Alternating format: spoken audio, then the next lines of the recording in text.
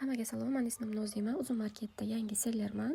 Bugun sizlar bilan Xitoydan kelgan tovarlarim raspakovkasi va Uzum marketga endi kirayotganlar uchun bilishi zarur bo'lgan 3 ta ma'lumotni aytib o'tmoqchiman. Bu ma'lumotlarni menga ham hech kim aytmagan. Faoliyatim davomida ko'rib tushunib olganman. Bu haqda sizga ham hech kim aytmaydi. Hatto 90% kuratorlar ham. Birinchisi, viloyatdan turib yuk jo'natish tekin degan ma'lumot xato. Har bir viloyatda yuk jo'natish narxi har xil. Agar siz Toshkentda emas, boshqa viloyatda tursangiz, Uzumda sotmoqchi bo'lgan tovarlaringizni Toshkent Uzum skladiga jo'natishingiz kerak bo'ladi. Buning uchun har bir viloyatda Uzum yuk qabul qilish punktlari bor. Shu joyga siz yukingizni eltib berasiz, ular esa sizning yukingizni Toshkentga Uzum skladiga jo'natishadi. Bu xizmat albatta pullik. Ikkinchisi, komissiya va logistika xarajatlari.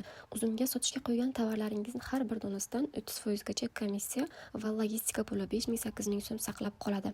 Ko'pchilik uzumda savdo qilishni mustaqil o'rganayotganlarning eng birinchi qilayotgan xatosi ham aynan shu. Tovar tanlangan, sotib olingan. Komissiya foizini bilmasdan turib sotuvga chiqarishadi va natijada yo zarar ko'rishadi yoki umuman foyda ko'rishmaydi. Uchinchisi, saqlash xizmatlari uchun to'lov.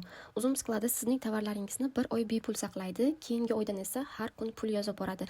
Boshida juda kichkina summa chiqaradi, keyinchalik esa o'sha summa ortib boradi. Agar qaysidir tovaringiz 2-3 oylab umuman sotilmasa yoki bir oyda bir sotiladigan bo'lsa, o'sha tovaringiz, ya'ni sotilmayotgan tovaringiz hisobidan ko'proq saqlash xizmatlari uchun to'lov olishni boshlaydi. Bunday holatda siz tovaringizni Uzum skladdan qaytarib olishingiz kerak yoki o'zi narxida sotib yuborishingiz kerak bo'ladi.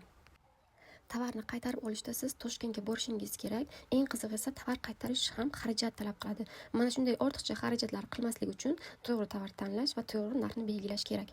Bu ma'lumotlar orqali Uzumga kirmang, foyda yo'q, pul yo'q demoqchi emasman. Aksincha, Uzumda ishlab yaxshigina daromad ko'rish mumkin.